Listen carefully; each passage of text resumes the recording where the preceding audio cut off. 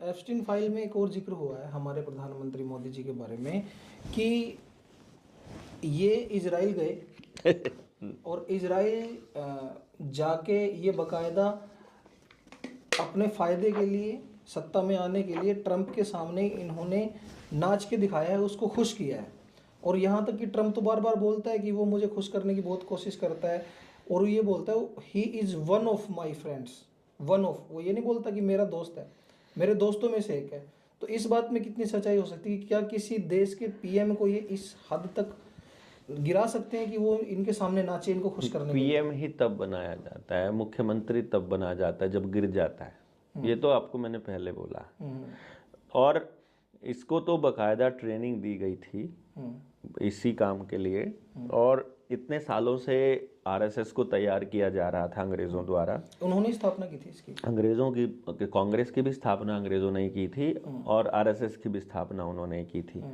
और इसलिए की थी कि जब को लोग कांग्रेस से थक जाएं, क्योंकि कांग्रेस से वो लोग भी थक गए थे, world economic forum, United Nations भी, क्योंकि कांग्रेस स्पीड से नहीं चल रही थी।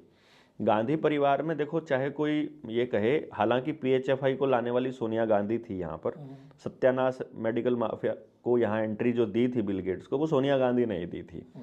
और नवीन पटनायक शुरुआत में सबसे पहले उड़ीसा में इसको शुरू करने वाला व्यक्ति था।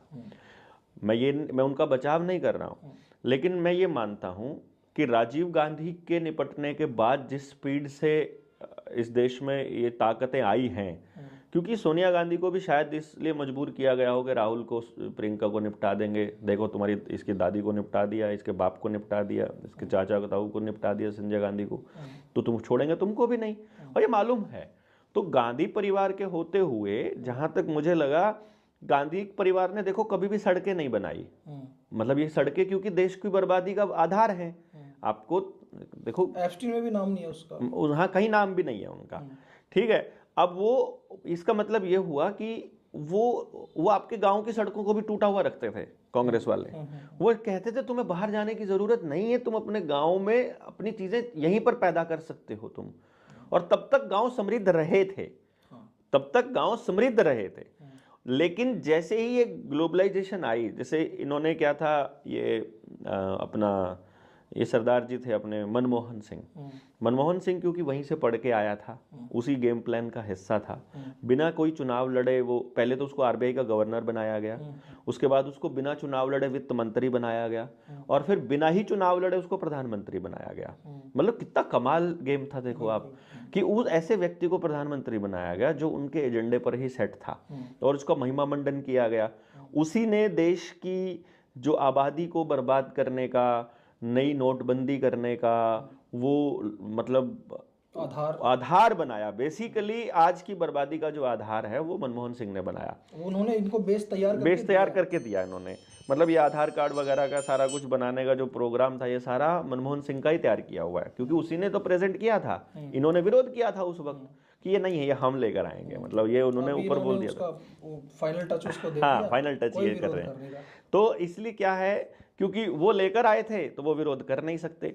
जिस जिस योजना को वो लोग लेकर के आए थे उसको ही अमली जामा इन्होंने पहनाया, जिसका ये विरोध कर रहे थे पहले। आपका कहने का मतलब ये है कि जो मनमोहन सिंह प्रधानमंत्री बने थे वो सोनिया गांधी ने नहीं बनाए थे, उसकी मर्जी के विरुद्ध जबरदस्ती उनको उसको बनाया। अरे वो किसी ने भी नहीं बनाए थे, वो वहीं से तय हुआ था, यूनाइटेड नेशन से ही। जो लोग इसको कंट्रोल करते हैं वहीं से तय हुआ था। और बहुत से नाम सारे अभी भी नहीं हुए होंगे, बाहर नहीं आए होंगे। अदरवाइज मतलब मैं खैर मनमोहन सिंह को देख के हम लोग ये नहीं कह सकते कि वो इस खेल में शामिल होंगे, लेकिन वो वहां से मैनेज जरूर थे। हरदीप पुरी है, उनका भी नाम आया है।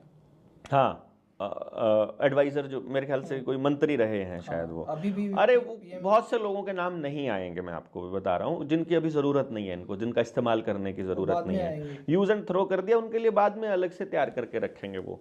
तो ये जो पूरा का पूरा प्लान है, इस पूरे गेम प्लान को मैं ये कहूँ अगर, तो इस गांव को बर्बाद करने का जो खेल था, गांव को शहरों में लेने का खेल, गांव की बाउंड्रीज खत्म करने का और गांव के लोगों के अधिकार खत्म करने का खेल, इसके लिए इनको लेके आया गया है। और कांग्रेस और बीजेपी को पैरेलल में ग्रोथ होने दिया गया। जी। और कांग्रेस क्योंकि स्लो कर रही थी सत्यानाश, मतलब नाश नहीं कर पा रही थी वो, इसीलिए उसको इतना बदनाम टाइम ले रही थी नाश करने में। समझ चुके थे। इसीलिए इनको यह कहा गया कि तुम अगर फास्ट करते हो इस बर्बादी को तो हम तुम्हें रखते हैं फिर अगले 10-15 साल। और 15 साल बहुत बड़ा समय होता है नई पीढ़ी के अंदर गंदगी और नफरत को परोसने के लिए। जो बच्चा आज आपका 18 साल का हो गया है, अगले 18 साल बाद वो 36 का हो जाएगा। यानी अब अगर नरेंद्र मोदी चला भी जाता है तो इनका जो बोया हुआ जो आज का जो जहर है, पिछले 15 सालों का जो जहर बोया हुआ है, वो आगे 15-20 साल बाद पूरा जवान आपकी और मेरी उम्र में होगा, बुढ़ापे में होगा, तो गंदगी उसके दिमाग में कब तक रहेगी सोचिए, समाज में जो आज का काम ये कर रहे हैं।